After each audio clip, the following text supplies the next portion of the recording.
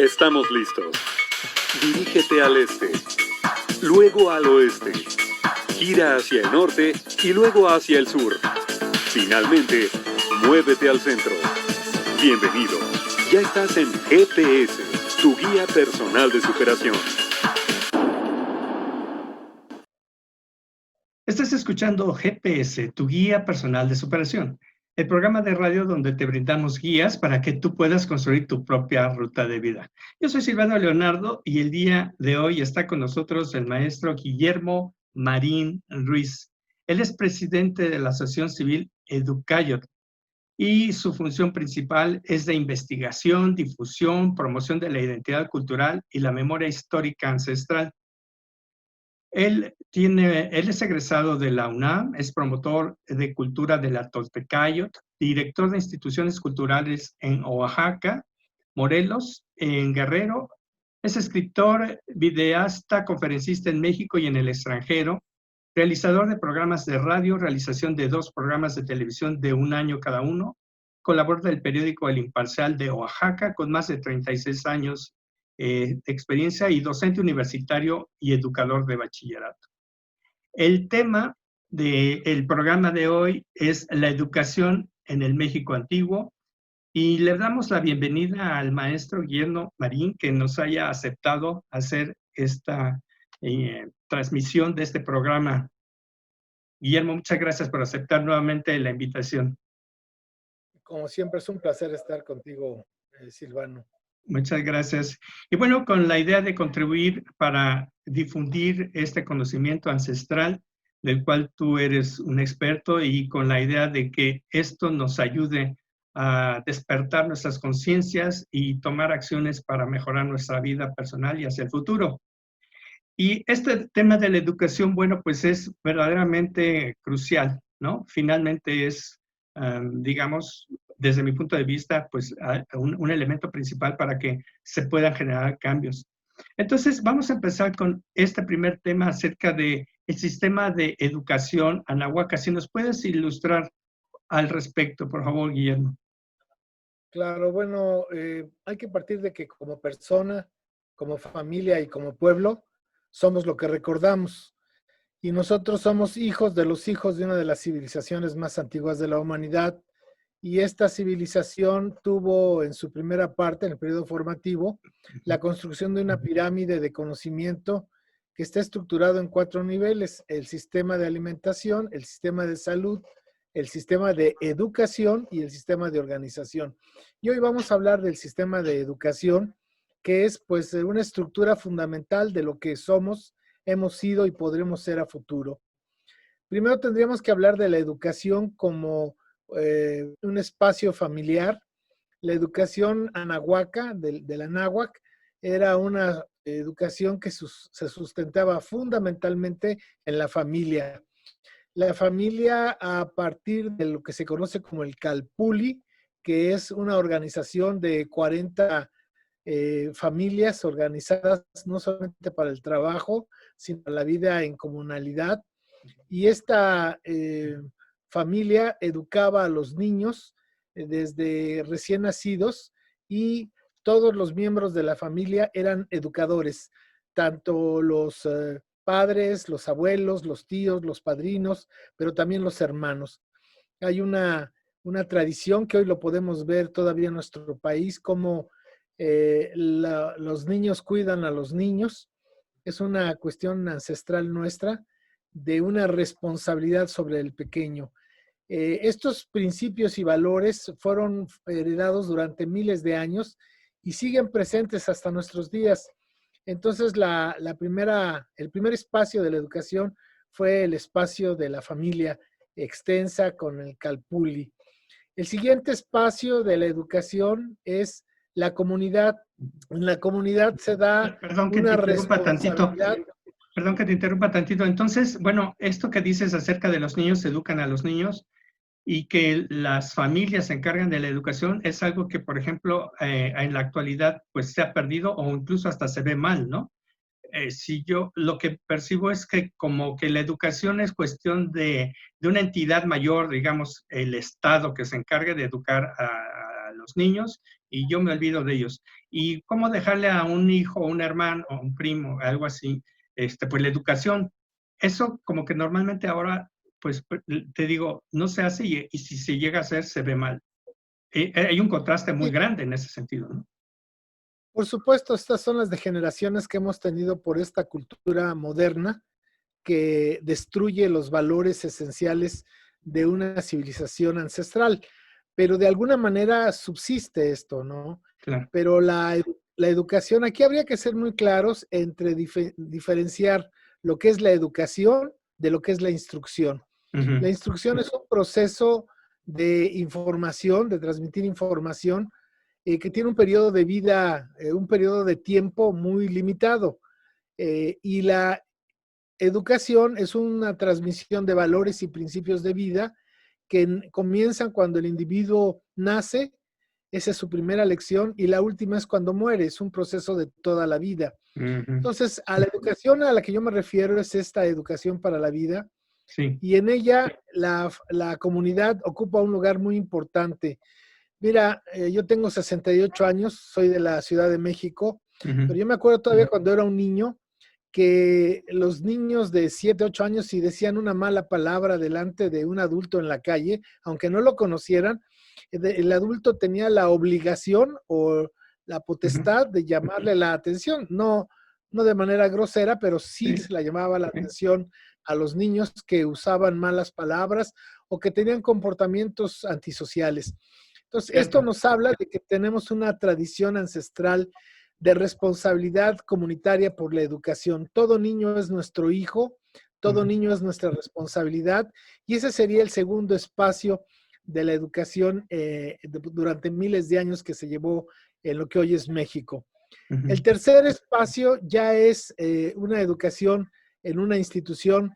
En este caso comenzaba a los 7 años y terminaba normalmente a los 15, 20 años cuando salían a casarse. Era una educación que era en una institución llamada para los muchachos del Poshkali, la casa de los muchachos, era un internado, y para las muchachas el Il Poshkali, la casa de las muchachas. Esta educación era académica, pero tenía un contexto muy valioso porque filosóficamente se decía que estas escuelas formaban rostros propios y corazones verdaderos. ¿Qué quiere decir esto? Es una metáfora. Un rostro propio es una personalidad, una ética, y un corazón verdadero es un acto de valor moral. O sea, la idea de la escuela era formarlos ética y moralmente aptos. O sea que Esta sí, escuela, perdón, Guillermo, o sea que si no teníamos esa educación no somos personas. no, podemos tener instrucción, ¿qué es lo que tristemente estamos viendo hoy que salen de las universidades los jóvenes con conocimientos pero sin valores, ¿no? Ok.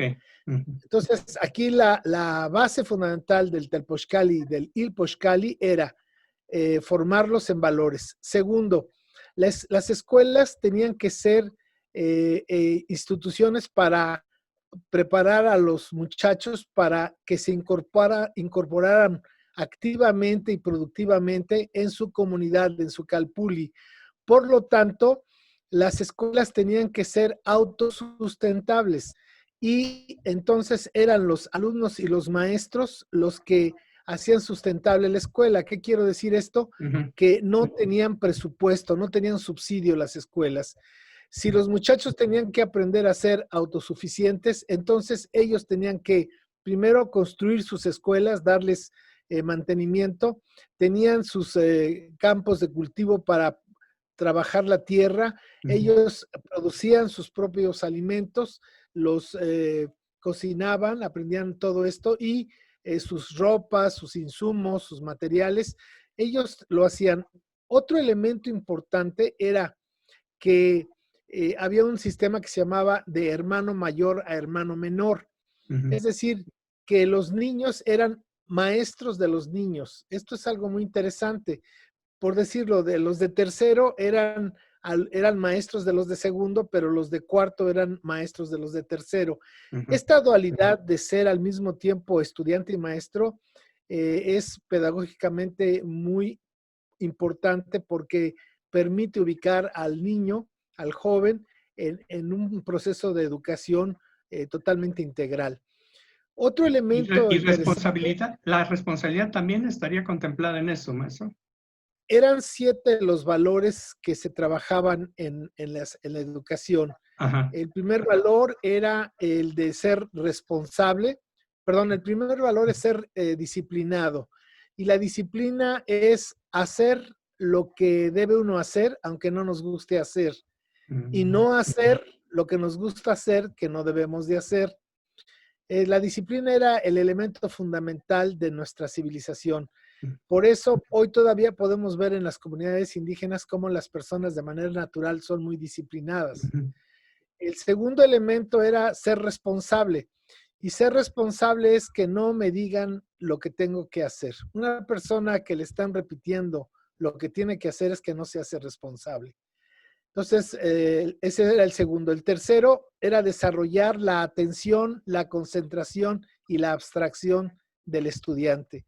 Es decir, que cuando está en el aula, lo que se está tratando, lo que les está transmitiendo el maestro, el alumno debe de desarrollar esa atención, esa concentración y esa abstracción de lo que le están informando, traducirlo en valores propios. Nosotros los que hemos trabajado en el aula, especialmente a nivel medio, puede uno estarle hablando 45 minutos a un alumno viéndolo a la cara y el alumno puede estar muy serio viéndolo a uno y en el minuto 46 les dice uno, ¿qué dije? Y dicen, porque estaban ahí, Sí, pero no estaban. sí, no, es terrible ahora. Entonces, por ejemplo, hay muchachos que se ponen a leer y están leyendo, pero no hacen un esfuerzo de concentración. Los muchachos no tienen esta capacidad de concentrarse, no tienen esta capacidad de escuchar y, sobre todo, traducir lo que nos están diciendo, traducirlo en ideas propias. Entonces, ese sería el tercer valor, la atención, la concentración y la abstracción. El cuarto valor es el respeto. El respeto en los 3 niveles, hacia arriba, hacia abajo y en los laterales, ¿no? Tenemos que ser personas respetuosas. El quinto valor era la capacidad de comunicarse de manera oral y por escrito que desarrollaban los muchachos a través, desde luego, de las palabras del huehuetlactoli, pero también de los códices, que eran recursos mnemotécnicos para conocer historias. El otro valor era la capacidad de tener conciencia de la comunidad, la responsabilidad de la comunidad. Esto es muy importante para evitar esta visión individualista, sino el concepto gnóstico, el concepto del nosotros sobre el yo individual. Estos valores fueron desarrollados o son desarrollados desde los 7 años hasta más o menos los 15, 20 que salían de la escuela. Los hacía personas aptas, disciplinadas, responsables, que sabían producir su alimento, sabían construir, sabían hacer su ropa y eran muy, muy disciplinados. Había una segunda institución que se llamaba Cuicacali, la Casa del Canto. Esta institución era mixta y normalmente el Telpochcali, la Casa de los Muchachos, estaba en el oriente y el Ilpochcali en la parte poniente, y en el centro de la comunidad estaba el Cuicacali, la Casa del Canto, que era un centro de desarrollo cultural, desarrollo artístico, donde los muchachos y las muchachas hacían uno a uno como educación artística, danza, música, todas estas expresiones del arte, pero lo interesante es que lo hacían de manera mixta, porque... Maestro, te pido de favor si esto nos los comentas en el segundo rumbo, porque estamos ya finalizando el primero. Con mucho gusto. ¿Sí? Muy bien, bueno, pues estás escuchando y viendo GPS, tu guía personal de superación. El día de hoy con nuestro invitado, el maestro Guillermo Marín, quien nos está hablando acerca de la educación en el México ancestral. Te invito a que compartas este video, que hagas tus comentarios también y que te mantengas en contacto. Vámonos al segundo rumbo. Hemos llegado a tu destino. GPS, tu guía personal de superación.